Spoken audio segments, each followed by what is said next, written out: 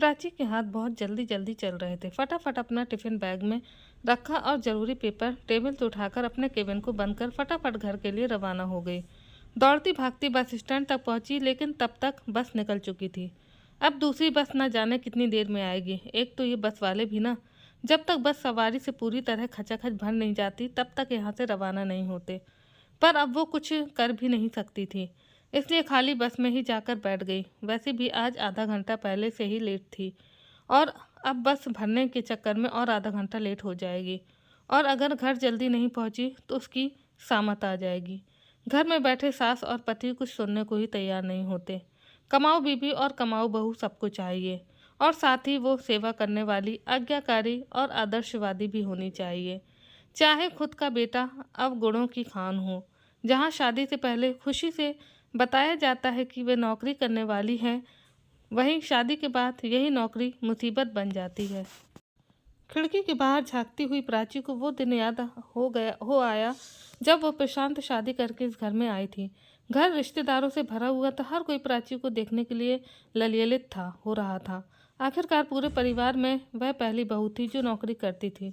ढोल नगाड़ों से उसका स्वागत किया गया। सासू माँ राधिका जी आगे बढ़कर उसकी बलियां ले रही थी, और ननंद सुनीता वो तो इतरा इतरा कर अपने सभी दोस्तों को अपनी भाभी से मिलवा रही थी। कितनी खुशी से अपनी सहेलियों को बता रही थी कि अरे मेरी भाभी तो बहुत बड़ी कंपनी में जॉब करती हैं, और तुम्हें पता है हमारे पूरे परिवार में वह पहली बहू हैं जो नौकरी करती हैं। इधर सास राधिका जी भी रिश्तेदारों में सीना चौड़ा करके बड़े घमंड से सबको बोल रही थी कि अरे मेरी बहू ने बहुत मेहनत की है तो नौकरी क्यों ना करे।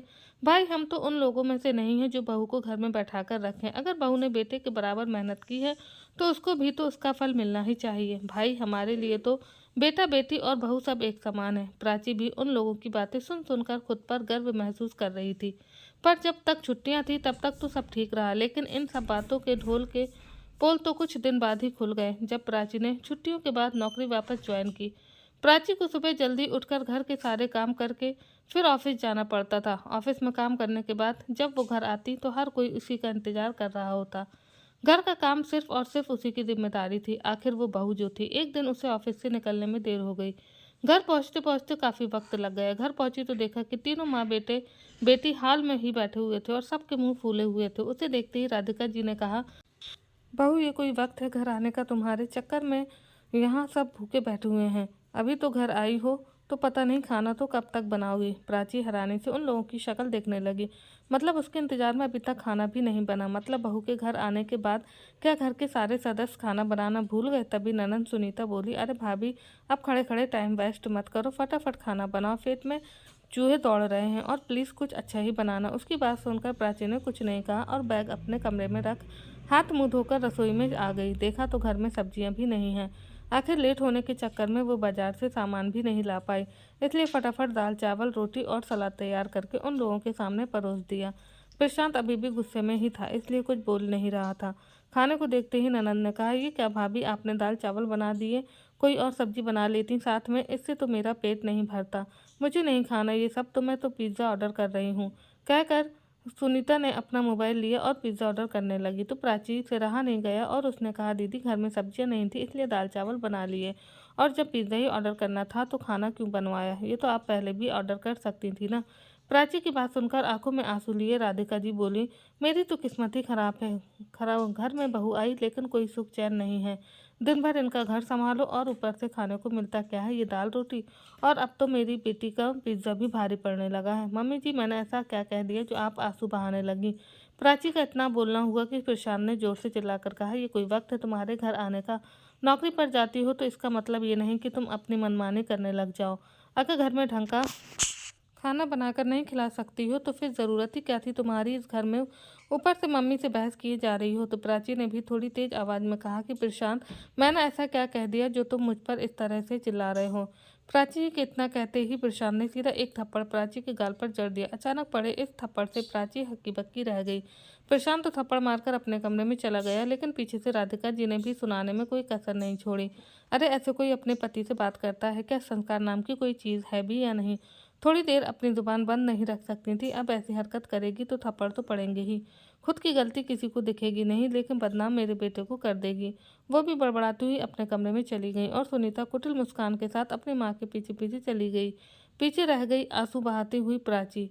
एक पल के लिए तो उसे लगा कि वह अभी अपना सामान बांधे और सीधे मायके के लिए रवाना हो जाए। फिर ये सोचकर रह गई कि पापा तो है नहीं और मम्मी तो खुद भाई भाभी की मोहताज है, तो वह भला मेरा क्या साथ देगी। उल्टा भाभी ही उन्हें दो बातें और सुना देगी। आखिर आंसू बहाती हुई प्राची अपने कमरे में आ गई। जब दूसरे दिन प्राची ऑफिस के लिए रवाना नहीं हुई तो प्रशांत ने पूछा, तुम ऑफिस नहीं जा रही हो क्या? तो प्राची बोली कि सोच रही हूँ कि नौकरी छोड़ दूँ और घर संभालूँ। प्रशांत को लगा कि कहीं प्राची नौकरी न छोड़ दे, इसलिए उसने प्राची से अपने किए की माफ़ी मांगने लगा। तो प्राची को भी लगा कि ठीक है, अपनी गलती की माफ़ी मांग रहा है तो इसका मतलब इसे अपनी गलती का पछतावा हो रहा है, इसलिए उसने भी प्रशांत को माफ़ कर दिया। पर अब तो ये अक्सर रोज ही होने लगा था। प्रशांत अपने गुस्से पर काबू नहीं करता और प्राची पर हाथ उठा देता, पर बाद में माफ़ी ज़रूर मांग लेता था। इधर प्राची हर बार बर्दाश्त कर रही थी, इसलिए सास और ननंद को भी पक्का विश्वास हो गया था कि प्राची घर छोड़कर नहीं जाएगी। अब तो अक्सर यही होता था कि सास और ननंद अपनी बात मनवाने के लिए प्रशांत का इस्तेमाल करने लगी। पता नहीं आज क्या होने वाला है। सोचते सोचते 2 घंटे बाद प्राची अपने घर पहुंची। घर में जिस तरह की शांति पसरी हुई थी, उससे कुछ बड़ा होने की आशंका से प्राची का मन घबरा रहा था। प्राची ने घर में घुसते ही देखा कि प्रशांत गुस्से में बैठा हुआ था, जबकि सास राधिका जी और सुनीता सोफे पर बैठी हुई थी। पर उसे सबसे ज़्यादा हैरानी ये देखकर हुई कि उसके भैया भाभी भी वहाँ आए हुए थे, जो बड़े गुस्से से प्राची की तरफ देख रहे थे। प्राची को एहसास तो हो गया था कि ज़रूर इन्हीं लोगों ने भैया भाभी को यहाँ बुलाया है, वरना आज उसकी शादी को 4 महीने हो गए, पर अपनी मर्जी से तो मिलने भैया भाभी कभी नहीं आए। और आज अचानक, पर फिर भी प्राची खुद को संयत करते हुए बोली, भैया आप यहाँ आज अचानक कैसे आना हुआ? इससे पहले भैया कुछ कहते, भाभी उस पर चिल्लाते हुए बोली, क्या इसी दिन के लिए तुम्हारी शादी की थी हमने, कि तुम हमें अपने ससुराल वालों के सामने बेइज्जत करो? अच्छा नाम कमा रही हो ससुराल में। प्राची ने शांतिपूर्वक अपनी भाभी से कहा कि भाभी हम आराम से भी बात कर सकते हैं, आखिर बात क्या है जो आप इस तरह से मुझे सुना रही हैं? प्राची की बात सुनकर उसकी सास राधिका जी बीच में ही बोल पड़ी, देखो तो कितने तेवर दिखा रही है आपकी बहन, पूछो तो ज़रा इससे कि इतनी देर से कहाँ थी। उनकी बात सुनकर प्राची का दिमाग घूमने लगा और मन ही मन वह सोचने लगी कि ये मम्मी जी बात को कहाँ से कहाँ लेकर जा रही हैं। यहाँ मेरे चरित्र से संबंधित कोई बात ही नहीं थी। पर फिर भी इतने में प्रशांत हाथ जोड़कर खड़ा हो गया और उसके भाई भाभी से बोला, मुझे माफ़ कीजिएगा साले साहब, लेकिन आप अपनी बहन को यहाँ से ले जा सकते हैं। मुझसे जितना निभा सका उतना मैंने निभा लिया, अब मैं और बर्दाश्त नहीं कर सकता। ये तो इसका रोज का है, ऑफिस का तो सिर्फ नाम है, पर पता नहीं कहाँ मौज मस्ती करती फिरती है और यहाँ मेरी माँ और बहन घर के सारे कामकाज में लगी रहती हैं। क्या इसी दिन के लिए मैं इसे यहाँ लेकर आया था? अरे नहीं नहीं प्रशांत जी, हमारी बात तो सुनिए, हम समझाते हैं इसे। अभी अगर नहीं समझेगी तो 2 थप्पड़ लगाकर समझाएंगे इसे, पर आप थोड़ी शांति बनाए रखिए, भाभी बीच में ही बोली। फिर प्राची के भैया शोमेश की तरफ देखते हुए बोले, अरे बैठे बैठे देख क्या रहे हो, बोलते क्यों नहीं? क्या समाज में अपनी नाक कट जाने का इंतजार कर रहे हो? मैं कह देती हूँ कि अगर इसका घर बिगड़ गया तो आखिर भाभी बोलते बोलते चुप हो गई। कहीं उनके मन की बात मुंह पर आ जाती तो शायद ननंद का घर बिगड़ जाता और वो वापस अपने मायके में आकर बैठ जाती। बस इसी डर से चुप हो गई। आखिर भाभी की डांट सुनकर भैया भी बोले, ये मैं क्या सुन रहा हूँ प्राची, तुझे हमारी इज्जत का कोई ख्याल है भी या नहीं? अरे बेटियां तो अपने मायके की इज्जत के लिए क्या से क्या बर्दाश्त कर जाती हैं, और तुझे देखो अच्छा क्या से क्या बर्दाश्त कर जाती हैं। भैया बताइए तो मुझे भी। भाभी को देखकर तो कभी नहीं लगा कि उन्होंने अपने ससुराल में कुछ बर्दाश्त किया है, उल्टा मेरा मुंह मत खुलवाइए, मुझे यहाँ आकर समझाइए कैसे दे सकते हैं आप लोग? प्राची ने आंखों में आंसू भरकर कहा, लो यही दिन देखना बाकी रह गया था। जब आपकी बहन आपकी सगी नहीं हो सकती तो हमारी तो क्या ही होगी। अब तो साबित हो गया ना, या अभी भी आपको कोई सबूत चाहिए? राधिका जी ने अपने हाथ नचाते हुए कहा। तो भाभी बोली, अरे मैं भी तो निभा रही हूँ तुम्हारी माँ के साथ, पर मजाल है कोई मुझे कुछ कह दे। तभी प्राची ने जवाब दिया कि आपको कोई कुछ नहीं कह सकता भाभी, और कैसे रह रही हो आप माँ के साथ ये भी सभी को अच्छे से पता है। आपके किस्से तो हमारे अड़ोस पड़ोस तक में मशहूर हैं, इसलिए आप ना ही बोले तो ही अच्छा है, क्योंकि अगर आपके जैसी बहू इन लोगों को मिल जाती ना तो इन लोगों को आटे दाल का भाव पता चल जाता। इतने में उसके भैया कुछ कहने को हुए तो प्राची हाथ जोड़ते हुए बोली कि मेरा आपसे एक ही निवेदन है भैया, कि आपको मेरे घर के मैटर में बोलने की कोई ज़रूरत नहीं है। जो अपनी माँ के लिए नहीं बोल पाया वो मेरे लिए क्या बोलेगा? इसलिए माफ़ करो भैया, अब मैं अपना खुद देख लूँगी। वैसे भी आपने मुझे अपने पैरों पर खड़ा किया है तो थोड़ा तो मुझ पर विश्वास करो। आखिर भैया गर्दन झुकाकर खड़े हो गए और दरवाजे की तरफ रवाना होते हुए एक बार प्राची के सिर पर हाथ रखा और फिर घर से बाहर निकल गए। अब भाभी वहां रुककर क्या करती, इसलिए वो भी पीछे पीछे पैर पटकती हुई रवाना हो गई। दोनों के जाने के बाद प्राची ने उन तीनों के चेहरे की तरफ देखा तो तीनों अभी भी मुंह फुलाए हक्के बक्के से खड़े थे। तो प्राची ने बड़ी ही शालीनता से कहा कि आप लोगों को क्या लगता है कि मुझे बोलना नहीं आता? ये आप लोगों की बहुत बड़ी गलतफहमी है। ये तो मेरी माँ के संस्कार है कि मैं चुप हूँ। मैं इस रिश्ते को शांतिपूर्वक निभाना चाहती थी, पर इसमें आप सभी के सहयोग की ज़रूरत थी। पर मुझे लग रहा है कि ये रिश्ता सिर्फ मैं निभा रही हूँ। आप लोग तो शायद मुझे इस घर में रखना भी नहीं चाहते, इसलिए आप लोगों ने आज मेरे चरित्र पर भी उंगली उठा दी। पर आप भूल रहे हैं, जो औरत बर्दाश्त कर सकती है वो जवाब भी दे सकती है। इतना कहकर प्राची अंदर कमरे में जाने लगी तो प्रशांत ने उसका हाथ पकड़कर जोर से मरोड़ दिया, जिसके कारण प्राची की चीख निकल गई। प्रशांत प्राची पर चिल्लाते हुए बोला, बहुत ज्यादा जबान चलने लगी है तुम्हारी, हाथ पैर तोड़ दूंगा ना, तब समझ में आएगा तुझे। कहते हुए प्रशांत ने प्राची को जोर से धक्का दिया। एक तो प्राची का हाथ मुड़ गया, ऊपर से इतनी जोर से धक्का दिया कि प्राची का सिर दीवार से जा टकराया, जिसके कारण प्राची दर्द से करा उठी। उसे दर्द से कराते हुए देखकर राधिका जी बोली, बेटा एक बार सबक सिखाई दे इसे। अब तो तुझे भी समझ में आ ही गया होगा कि अब इसके मायके से आकर तो कोई बोलने से रहा।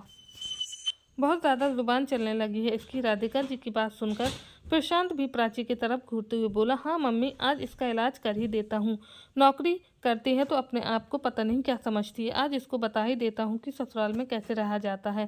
कहते हुए प्रशांत प्राची की तरफ बढ़ा और उसे जबरदस्ती खींचते हुए घर से बाहर निकाल दिया और दरवाजा अंदर से बंद कर लिया। प्राची चीखती रही, प्रशांत प्लीज मेरी बात तो सुनो, मुझे इस तरह घर से तो मत निकालो, मैं कहाँ जाऊंगी? अरे कहीं पर भी जाकर मरो, पर हमारा पीछा छोड़ दो। या तो शराफत से बहू की तरह रहना सीख लो और जैसे हम कहें वैसे रहो, या फिर कहीं और का रास्ता देख लो। प्रशांत ने अंदर से ही चिल्लाकर कहा, अरे मम्मी, कब तक ये तमाशा चलेगा? मुझे बहुत जोर से भूख लगी है। अब उसे तो तुमने बाहर निकाल दिया, तो खाना कौन बनाएगा? सुनीता ने कहा। तो राधिका जी प्रशांत की तरफ देखते हुए बोली, अरे बेटा छोड़ उसे, सुबह तक तो उसकी अकल ठिकाने आ ही जाएगी, तो सुबह का खाना तो वो बना लेगी, लेकिन अभी तो भूख लग रही है, बाहर से ही खाना मंगा ले ताकि कुछ खाकर आराम करें। राधिका जी ने कहा तो प्रशांत ने भी खाना ऑर्डर कर दिया और सोफे पर आकर बैठ गया। इधर प्राची लगभग आधे घंटे तक दरवाजा खटखटाती रही, यहाँ तक कि प्राची के सामने ही सुनीता ने बाहर से आकर खाने का ऑर्डर लिया, पर प्राची को घर में आने तक नहीं दिया। आस पड़ोस के लोग भी इकट्ठा हो गए, पर प्रशांत और उसके घर वालों ने उसे घर में नहीं आने दिया। प्राची काफी देर तक घर के बाहर ही बैठी रही। जब घर की लाइट बंद हुई तब प्राची को समझ में आया कि ये लोग नहीं सुधरने वाले। प्राची अकेले आते जाते और आसपास के लोगों की निगाहों का सामना कर रही थी।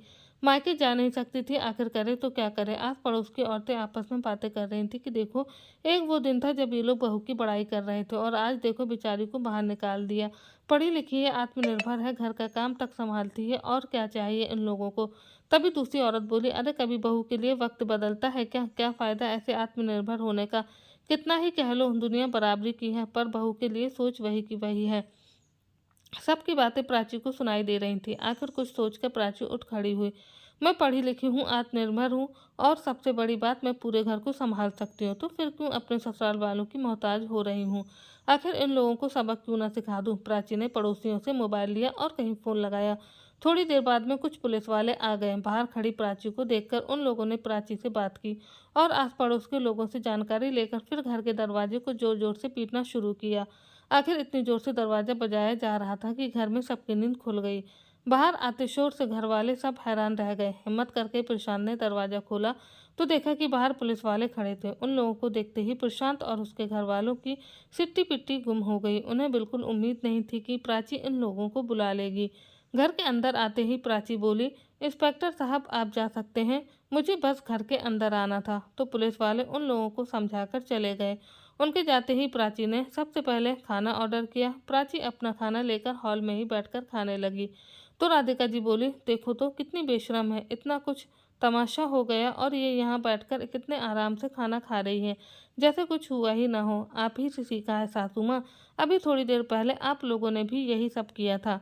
प्राची ने कहते हुए अपना खाना जारी रखा। तो प्रशांत गुस्से में बोला, बहुत तमाशा किया है तुमने आज उन पुलिस वालों को यहाँ बुलाकर, अब देखता हूँ कौन बचाता है तुझे।